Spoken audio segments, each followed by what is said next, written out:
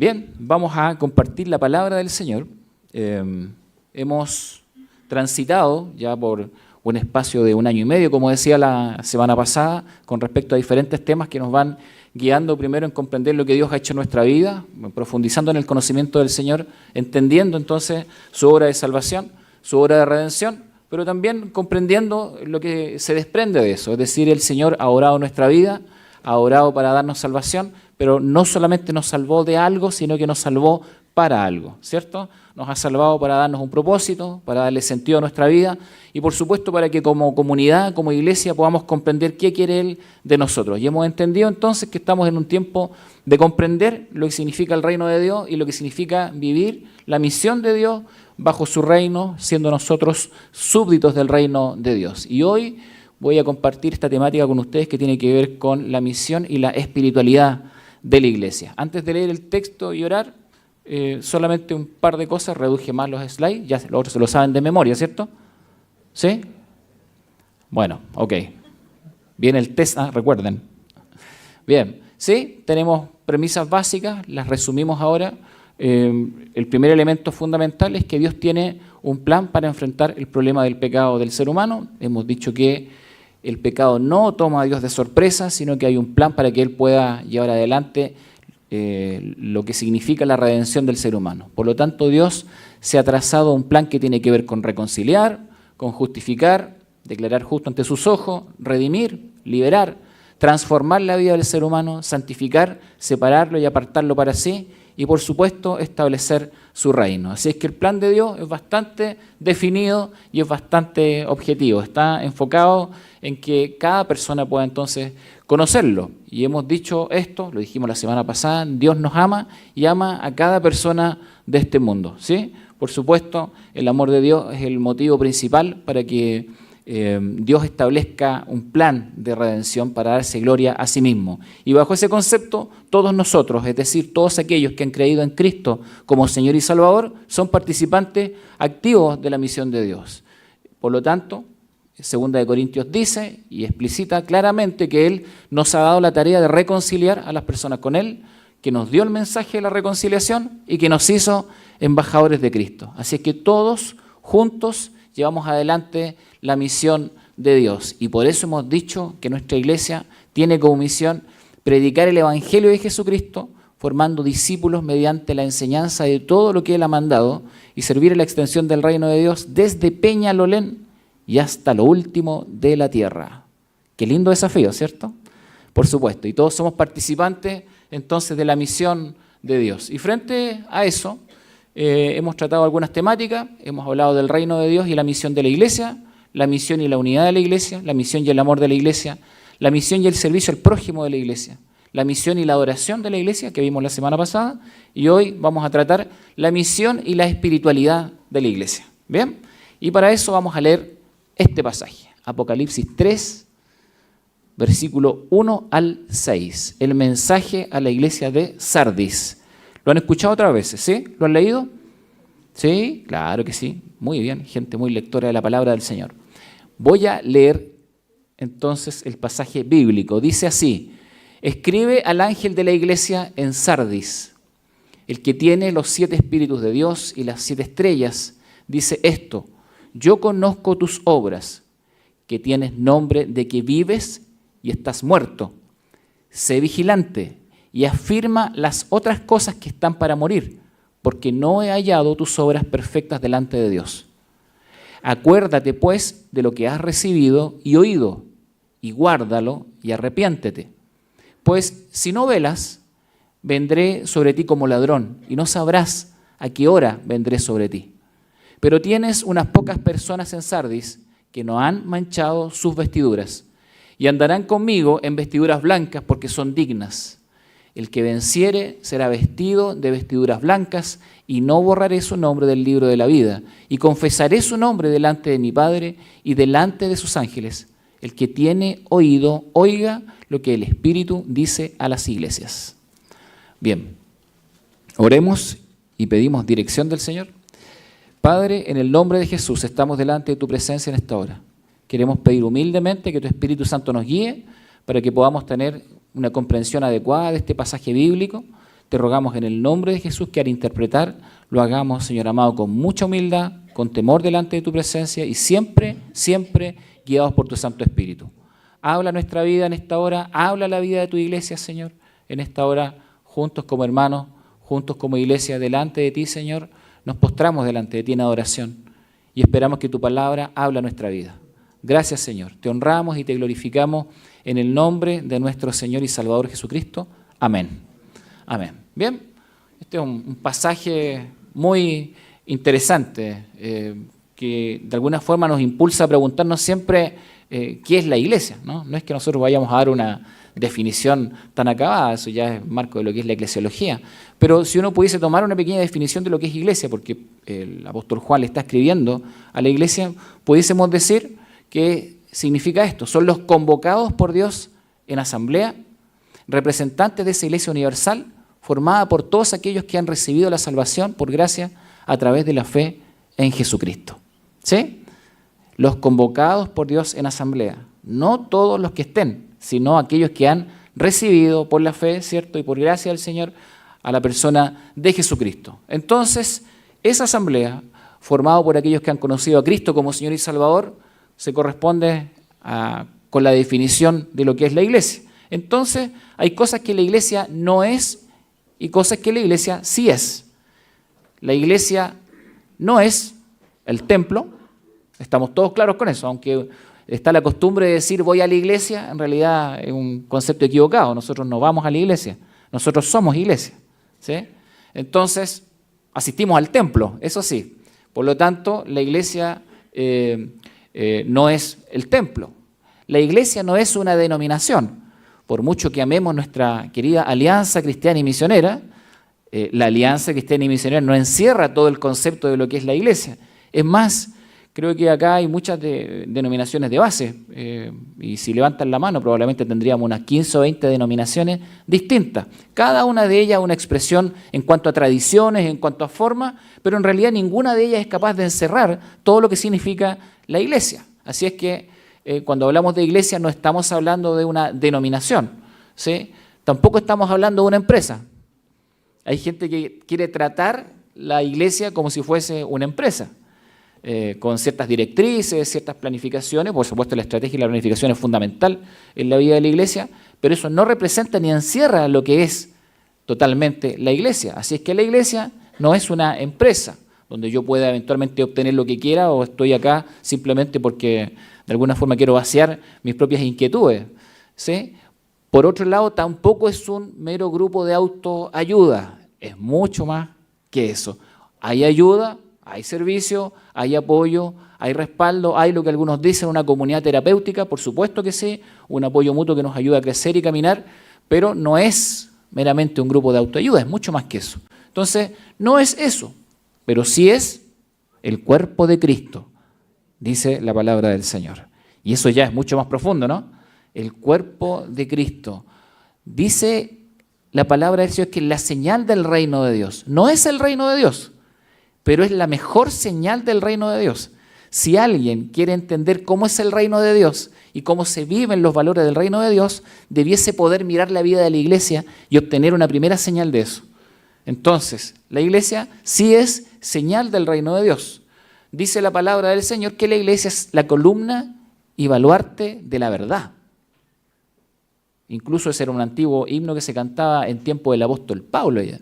La iglesia, ¿cierto? Columna y baluarte de la verdad. Y creo que es un desafío tremendo sostener apropiadamente esta definición, porque la iglesia sí es eso. Y por último, la iglesia, tanto en lo individual, cada uno de nosotros, como en nuestro conjunto, somos templo del Espíritu Santo.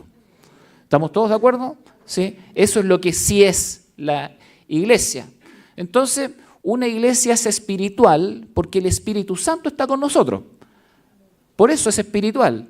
Y si pudiésemos definir una iglesia en términos de espiritualidad, uniendo los conceptos que acabamos de mencionar, pudiésemos decir que una iglesia espiritual es donde habita y actúa con libertad el Espíritu Santo, donde se discierne la voluntad de Dios y se experimenta la vida abundante en Cristo. Jesucristo dijo, yo he venido para que tengan vida y para que la tengan en abundancia, ¿cierto? Entonces, lo que se manifiesta es la formación de una comunidad que escucha la voz y sigue los pasos de Jesús, donde priman el amor a Dios y al prójimo, el servicio, el poder espiritual, la manifestación de los dones, el carácter fruto del Espíritu, la adoración, la gratitud, la oración, la enseñanza de la sana doctrina, la santidad, la consagración y la fidelidad. ¿Qué le parece? Una iglesia espiritual. Una iglesia donde actúa libremente el poder del Espíritu Santo. Algunos a veces tienden a reducir la obra del Espíritu Santo a ciertas manifestaciones, pero en realidad la obra del Espíritu es plena y es total, tiene esa vocación transformadora que nos lleva cada día a parecernos a Cristo y que por lo tanto se expresa en todas las áreas de la vida, tanto personal como comunitaria, en la vida de la iglesia. Así es que una iglesia espiritual debiese caminar con estos rumbos. Nosotros pudiésemos evaluarnos a nosotros mismos y decir si estamos o no caminando con espiritualidad. Pudiésemos analizar nuestra iglesia, obviamente comenzando por el análisis a nosotros mismos. ¿Estamos viviendo una vida espiritual? ¿Es espiritualidad la sola asistencia, por ejemplo, a una reunión? ¿Puede eso encerrar toda la espiritualidad que necesito en mi vida, en el día a día? ¿Cómo es entonces que se experimenta profundamente? La congregación, por supuesto, es esencial, es fundamental. Aquí nos fortalecemos, aquí nos comprendemos, nos escuchamos, caminamos juntos, nos ayudamos en los tiempos difíciles, le mostramos al mundo la señal del reino de Dios. La comunidad, la iglesia como tal es fundamental para eso, pero al mismo tiempo eso no quita la responsabilidad que cada uno de nosotros tiene en lo personal. ¿Sí? La espiritualidad de la comunidad depende de la espiritualidad que cada uno de nosotros tiene. La espiritualidad, ¿cierto?, pública, la espiritualidad que todo el mundo puede ver, depende también de esa espiritualidad que ocurre en lo íntimo, en lo privado. No se trata solamente de una espiritualidad con ciertas manifestaciones que el resto de la gente pueda ver en términos de la forma. Hay algo más profundo. Y Dios, que ve en el corazón, sabe exactamente lo que está buscando. ¿Sí? La espiritualidad entonces es definida por Él. Una iglesia espiritual. No es acá, ¿cierto? Bueno, ok. Esperemos que no sea por el condominio. O sea, bueno. Sin embargo, no se trata meramente de lo que hace, porque a veces podemos quedarnos en una cierta lectura activista en términos espirituales y pensar que la espiritualidad es algo que se hace, son una suma de cosas que se hacen.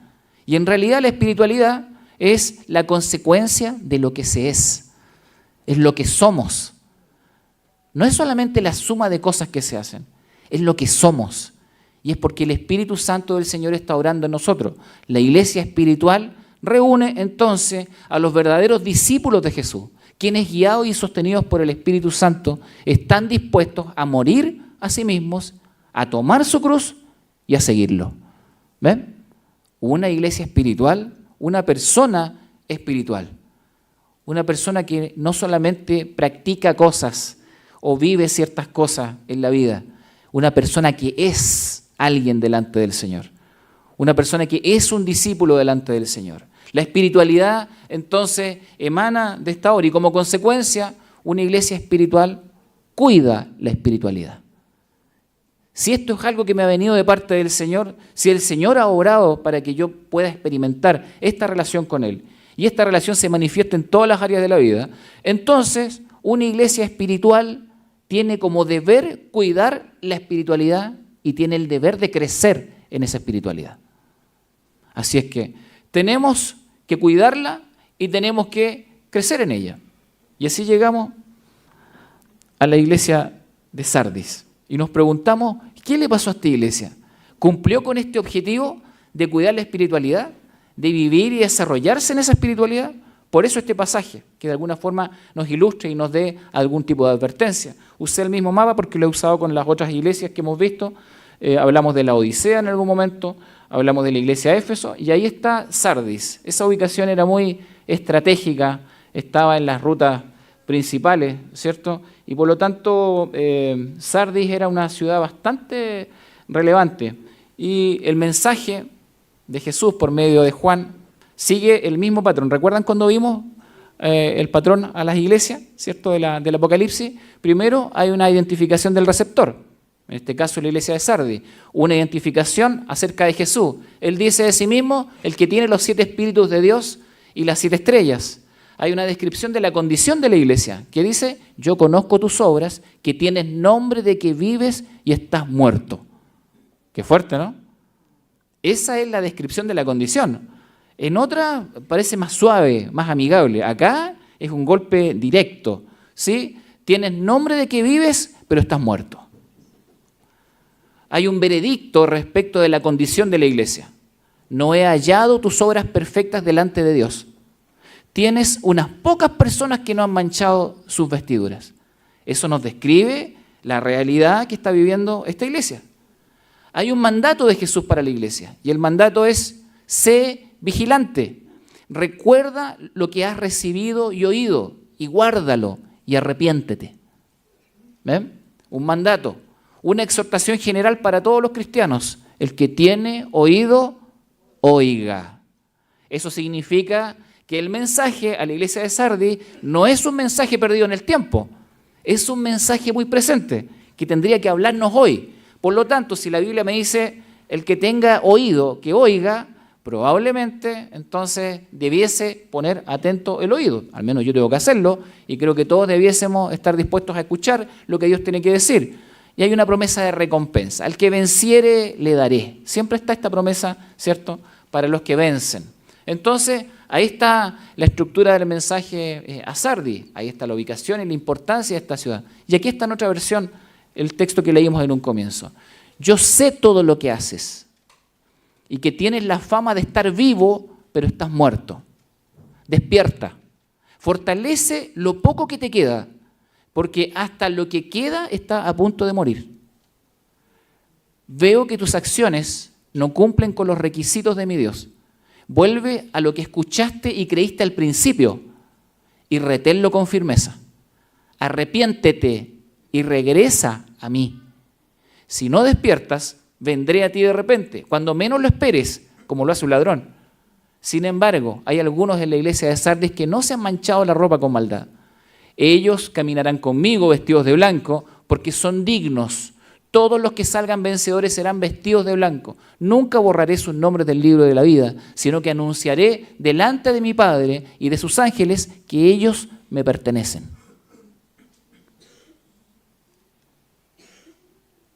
Y entonces miramos a la iglesia de Sardis. Sardis y la fama de estar vivo. Podríamos ponerle otro título. Cuando las cosas no son lo que parecen. ¿Sí? Cuando la imagen dice una cosa, pero cuando la realidad interna, cuando lo privado, cuando lo íntimo, en realidad está en otro lugar. Así es que Sardis tenía fama de ser una ciudad que estaba viva, en actividad. Y probablemente la iglesia es reflejo de eso. Pero a veces las cosas no son lo que parecen. A veces las personas cultivan una imagen con la cual se relacionan con la sociedad y buscan proyectar una imagen de que está todo bien. Pero de alguna forma la Escritura está diciendo no siempre está todo bien. Y es necesario entonces que Dios escudriñe el corazón. Sardis, para quienes no la conocen, fue capital del Imperio Lidio. Era una satrapía, como una provincia de Lidia, y además fue una importante ciudad romana, bizantina, era una ciudad multicultural, muy diversa en lo religioso, una cantidad enorme de templos, un templo de Artemisa también muy grande, un templo a Cibeles muy conocido. Tenía además la sinagoga más grande del mundo antiguo, eso demuestra la diversidad religiosa que había en aquella ciudad. Pero la característica tal vez más relevante de esta ciudad que fue fundada en el 1200 a.C. era esta. Tuvo un apogeo por ahí en el siglo VI, VII a.C. y se reconoce como la ciudad donde por primera vez en la historia se acuñó una moneda. Se dice que el concepto del dinero moderno nació allí, en Sardis, en la provincia de Lidia. Ahí inició y por primera vez alguien acuñó una moneda y se comenzó a utilizar para las transacciones. Por eso dicen que esta ciudad y esta provincia marcaron la historia, porque allí inició entonces el concepto de acuñar una moneda. Y se acuñaban monedas como las que ustedes ven ahí, de oro, ¿cierto?, con figuras, por ejemplo, como de un león. Y después tuvo un periodo extenso, el persa, el griego, el romano, y comenzó con una decadencia muy profunda hacia el siglo VII después de Cristo. Pero si ustedes se dan cuenta, es una ciudad muy extensa en la historia, que pasa por diferentes imperios. Pero en ese periodo de tiempo, al menos fue una ciudad realmente importante y realmente relevante. Tenía mucho, mucho dinero. El emperador de Lidia era conocido por su riqueza y por acuñar estas monedas. Así es que esto trajo ciertas características particulares a la ciudad. Ahí está Sardi en un mapa más ampliado, y esa ubicación que tenía era clave para el comercio. Así que el comercio pasaba por Sardi y la gente que vivía allí se enriqueció mucho. ¿Bien? Pero a veces hay malas combinaciones, ¿bien?, que terminan derivando en problemas complejos. Por ejemplo, había dinero fácil y acceso al lujo. Eso era muy común en Sardis. Una de las cosas relevantes es que era una ciudad conocida por su vida licenciosa, respaldada en una religión inmoral que promovía la impureza sexual. ¿Sí? El culto a Artemisa se caracterizaba por eso. Y la gente practicaba lo que nosotros hoy conocemos como el hedonismo, el placer como el fin último de la vida. ¿Ven? Dinero fácil, acceso al lujo, vida inmoral. ¿Qué puede salir mal? Dice uno, ¿no? Además, eran reconocidos como personas muy indolentes y muy apáticas con el sufrimiento del entorno. Estaban muy ensimismados, se preocupaban de sí mismos. De hecho, generalmente el resto de las ciudades los miraban muy mal a la gente de Sardis. Eran conocidos por ser personas permisivas e indulgentes consigo mismos. Entonces, si miras esta escena, uno se da cuenta que la gran característica de Sardis era, incluso, como dice un autor, ¿cierto?, en los labios paganos, que Sardis era un nombre de desprecio. Pasó a ser un nombre que significaba desprecio, porque su gente era notoriamente holgazana, amante del placer y de los lujos. Sardis era la ciudad de la decadencia, dice Barclay. ¿Bien? Esta indulgencia, la falta de disciplina y la holgazanería fuera la perdición para Sardis en más de alguna oportunidad. La gente comenzó simplemente a vivir una vida en la que se sentía cómoda con la realidad que tenía. ¿Ven? Dinero, lujo, una vida inmoral. Y todas las personas entonces comenzaron a vaciar su vida en este tipo de cosas. Y además de eso, y esto es lo que les daba esta característica donde ellos se sentían como intocables, ¿sí? Se habla de la inexpugnable Sardis, la ciudad que no podía ser tomada por los ejércitos, porque ellos vivían con esa riqueza y se sentían tan seguros. La ciudad está sentada en una meseta, pero todo el perímetro es una montaña de unos 300 metros de altura. Tomar la ciudad era prácticamente imposible, era como un fuerte natural. ¿Bien?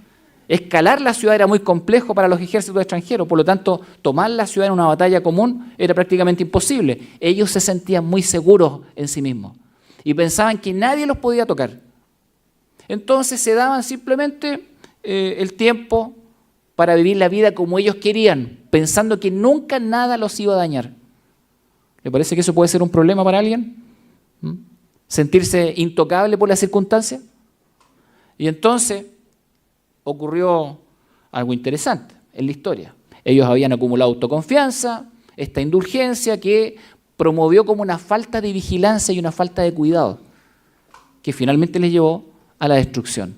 Miren, el año 549 a.C., Ciro de Persia, un emperador muy conocido, atacó la ciudad, atacó Sardis. Cuando la vio pensó que no la podía tomar, porque tenía esta condición de fuerte natural. Y el historiador Heródoto cuenta lo siguiente respecto de ese instante. Dice, cuando el rey Ciro llegó a Sardis, asumió que al parecer no había manera de escalar el escarpado precipicio que amurallaba la ciudad y decidió que recompensaría a cualquiera que pudiera encontrar una solución. Un soldado, analizando el problema, vio como a un soldado de Sardis se le cayó un yelmo desde arriba, ¿sí? Y que para recuperarlo descendió por un pasaje secreto, marcó el lugar y por la noche condujo a un grupo de soldados hasta allí. Escalaron fácilmente los precipicios, pues no había guardias vigilando, y llegaron a la ciudad donde no encontraron resistencia, pues sus habitantes estaban entregados al placer, confiados en sus defensas naturales. Y así la ciudad fue fácilmente conquistada. ¿Qué les parece? Estaban tan autoconfiados. pensaban que no les iba a pasar nada. Y a mí a veces me parece que muchas personas piensan exactamente así de la vida. Que parece que nunca les va a pasar nada. Que pueden seguir haciendo lo malo y eso nunca va a tener consecuencias. Y en algún momento comienzan a descuidarse. Porque la persona que vive una vida de este estilo comienza a descuidarse, pierde la disciplina. Y en algún instante lo peor ocurre. Bueno, la ciudad fue conquistada por un grupo de soldados. Ni siquiera tuvieron que usar todo el ejército. Sardis fue tomada el 549. Pero la pregunta, y esto es una pregunta para nosotros, ¿se puede cometer el mismo error 2 veces?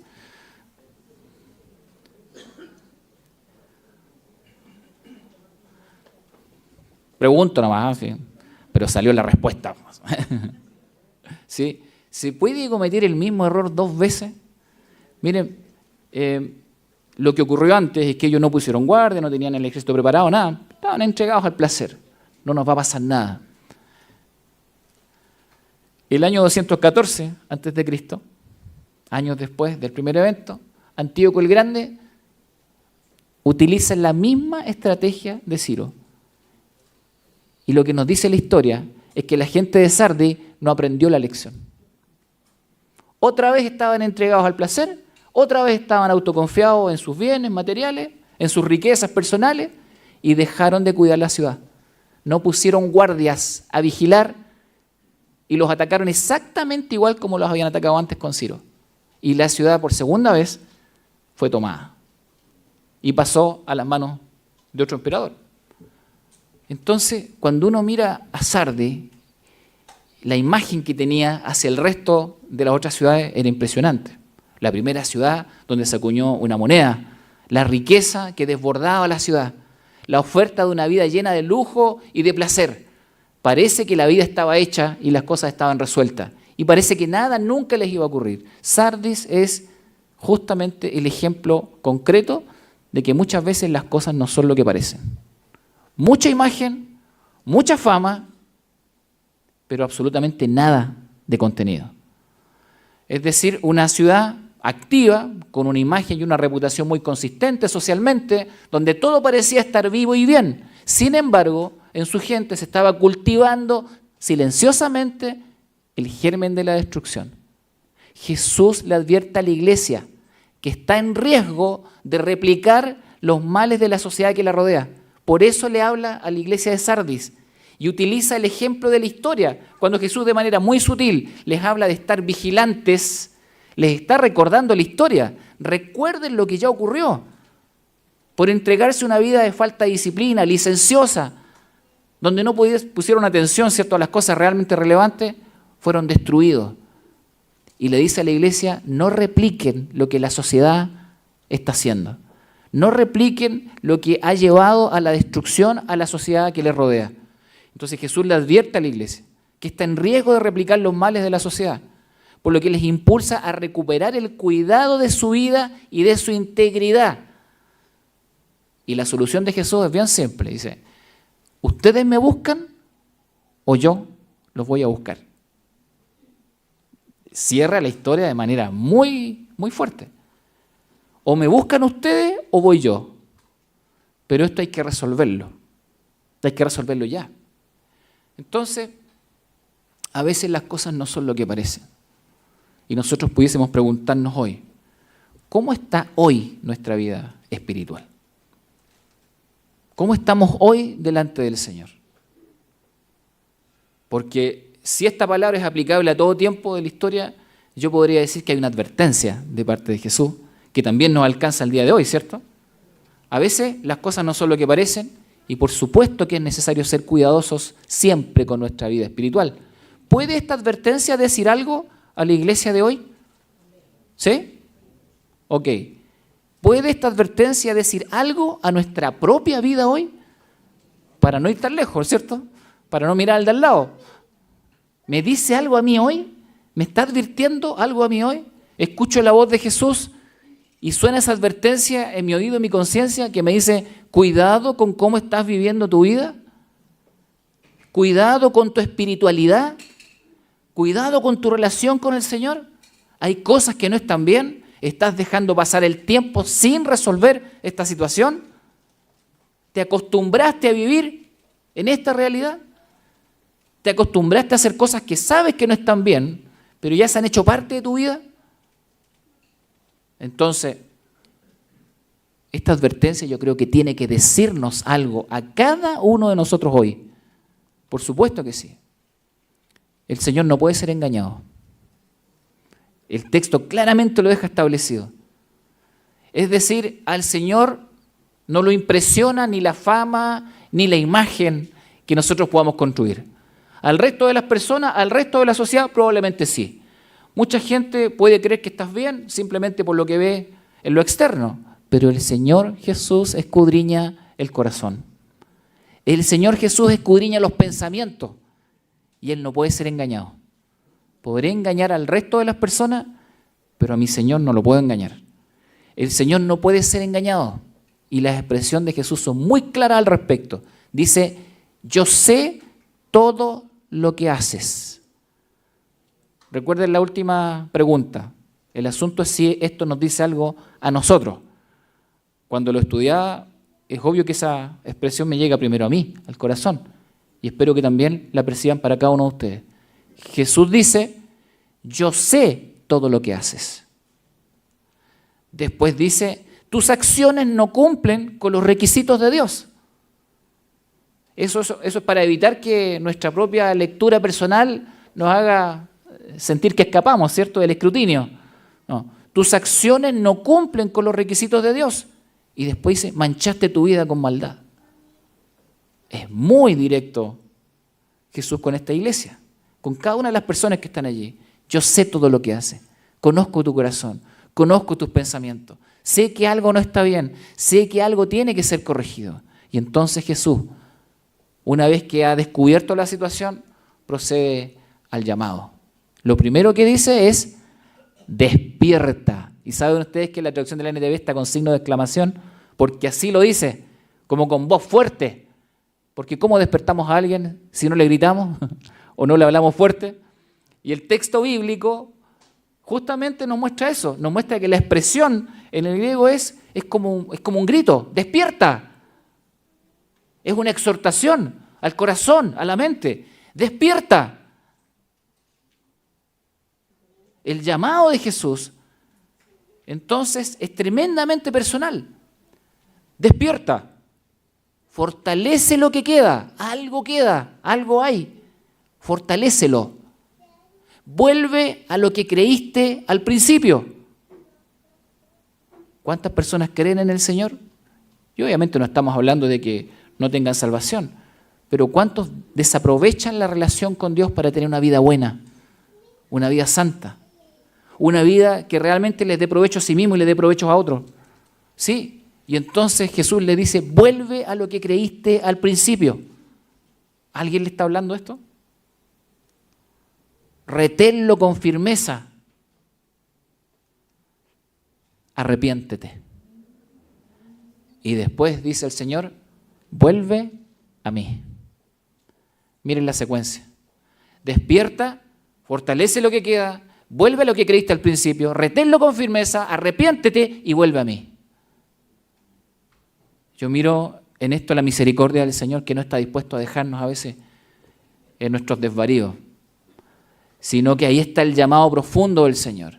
Pero al mismo tiempo, para aquellos que escuchan esto y 10 años después estamos exactamente en el mismo lugar, el Señor Jesús dice, si no despiertas, vendré a ti de repente cuando menos lo esperes. Entonces, estamos hablando de un compromiso profundo de parte del Señor. Un compromiso que tiene que ver con su llamado a que la espiritualidad sea cuidada, que la espiritualidad entonces sea vigilada. Todos los que salgan vencedores serán vestidos de blanco. Nunca borraré sus nombres del libro de la vida, sino que anunciaré delante de mi Padre y de sus ángeles que ellos me pertenecen. Cuando la gente de Sardis escuchó el mensaje, entendió claramente lo que Jesús estaba diciendo. Ellos tenían el peso de la historia y sabían que en distintos momentos no habían sido vigilantes. Cuando no fueron vigilantes, se entregaron a una vida licenciosa, se apartaron de los caminos del Señor, la destrucción estuvo presente en la vida de todos. Pero así también, para los que volvieron al Señor, para los que caminaron con Él, entonces hubo caminos de bendición. Y por supuesto, una vida nueva en todos los sentidos. ¿Cuál es nuestro camino hoy? Voy a terminar con el que terminé la semana pasada, pensando en el Señor. El Señor es bueno. Su amor inagotable permanece para siempre. Y su fidelidad continúa de generación en generación. Hermanos, el Señor está interesado profundamente en que nuestras vidas se encaucen en una verdadera espiritualidad. En vidas que sean agradecidas, en vidas que adoren, en vidas que realmente les sirvan a Él y sirvan al prójimo, teniendo como fundamento y motivación el amor que Él mismo ha puesto en nuestro corazón. ¿Sí? El Señor está en nuestra vida. El Señor anhela profundamente que las cosas que están ocultas y que están dañando nuestra vida, que tal vez son parte de una imagen, pero que no tiene que ver con lo que está pasando en nuestro corazón, estén expuestas delante de su presencia. El Señor quiere sanar, el Señor quiere corregir, el Señor quiere que caminemos siempre en todos los aspectos en una nueva vida con Él. El Señor está hoy aquí para bendecir nuestra vida. La espiritualidad tiene que ser cuidada y tiene que ser vigilada por cada uno de nosotros. Y en la medida que cada uno de nosotros entonces cuida esa espiritualidad, nuestra iglesia en conjunto va a caminar sirviendo al Señor. Y lo va a hacer con dedicación, con esfuerzo, con poder en el Espíritu. Vamos a disfrutar la presencia del Señor. Vamos a vivir vidas agradecidas y por supuesto el Señor nos va a guiar y nos va a ayudar para que nuestras decisiones sean coherentes, para que nuestras decisiones sean parte efectivamente de la buena voluntad de Dios en nuestra vida. Nuestra iglesia tiene que seguir creciendo y caminando en espiritualidad. Tenemos que seguir conociendo, ¿cierto?, al Señor en profundidad y que todo ese conocimiento finalmente derive en las decisiones correctas para honra y para gloria de su nombre. ¿Hay algo que presentar delante de la presencia del Señor? ¿Te dijo algo el Señor al corazón? ¿Hay algo que es mejor decirle yo ahora a Él antes de que Él tenga que venir? Es como que me da un pequeño espacio, ¿cierto? Me dice, despierta, despierta, escucha mi voz y camina conmigo. Quiero pedirles que nos pongamos en pie, vamos a orar delante de la presencia del Señor y después vamos a cantar juntos.